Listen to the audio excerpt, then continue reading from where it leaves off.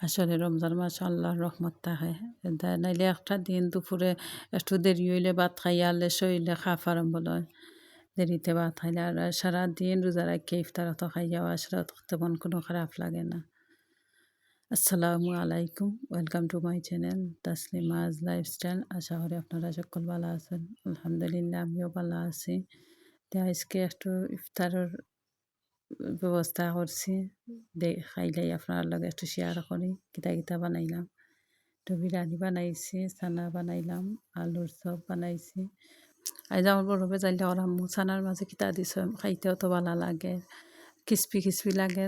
আসলে একটু বেসন দিলে, বেসন ছিটিয়ে একটু দিলাইলে বাজার মাঝে আসলে খাইতে যায়। আর যত ইফতার করো বানাই না মানে বাইরে থাকে আপনার ভাই আনাও লাগে। ইফতার আগে বোঝা যায় যত ইফতার খাইবা যে তার চোখের সামনে ফাইন লইয়াই